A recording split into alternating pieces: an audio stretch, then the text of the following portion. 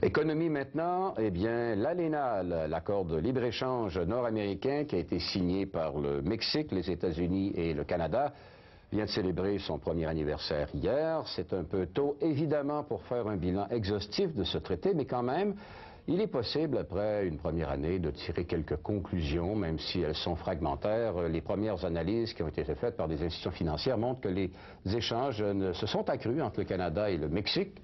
Il semble que nos hommes d'affaires soient de plus en plus présents là-bas. Bonjour Gérard Bérubé. Bonjour Claude. Bonne année à vous. Bonne année à vous. Prospérité. Alors, il semblerait donc qu'on fasse un peu plus de commerce entre le Mexique et les États-Unis depuis qu'on a signé ce traité. Oui, mais en fait, on a des chiffres. Oui. Comme vous le disiez, Claude, c'est ça, il s'agit de données fragmentaires préliminaires.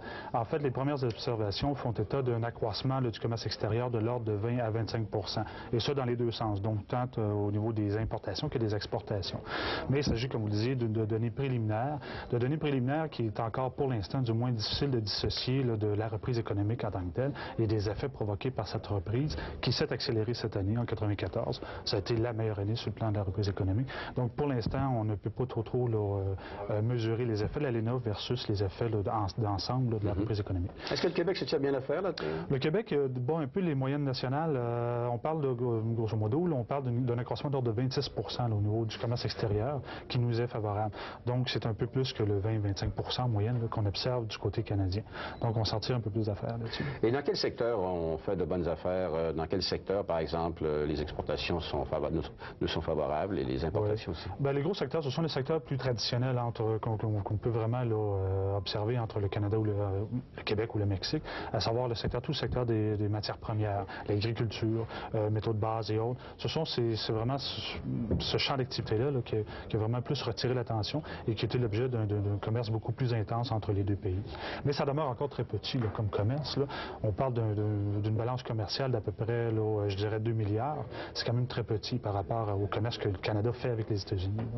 Maintenant, vous saviez, avant la signature de cette entente-là, les syndicats, les travailleurs ont toujours manifesté des craintes selon lesquelles les entreprises canadiennes iraient s'installer au Mexique et utiliseraient une main-d'œuvre à bon marché. Ouais.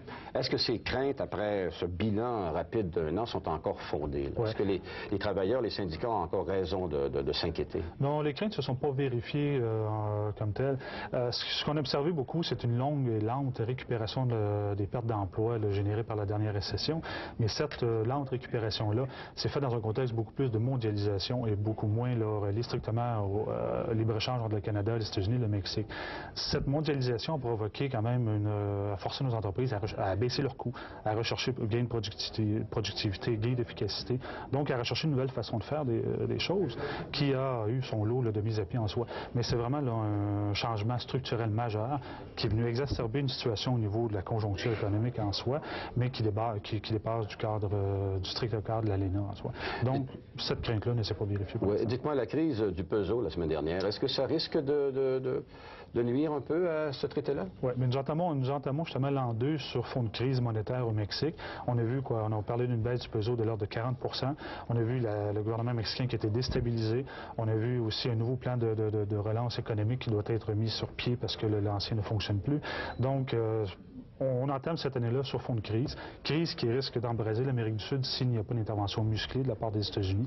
Et là, on travaille là-dessus justement. Les prochaines semaines risquent d'être cruciales à ce chapitre. Eh bien, Gérard, on va se laisser là-dessus. Demain, on va parler un peu des perspectives, de la croissance, de création d'emplois pour 1995. 1995 va être une année cruciale, je pense. Bonne journée. Bonne journée, Claude. Et à demain. Merci.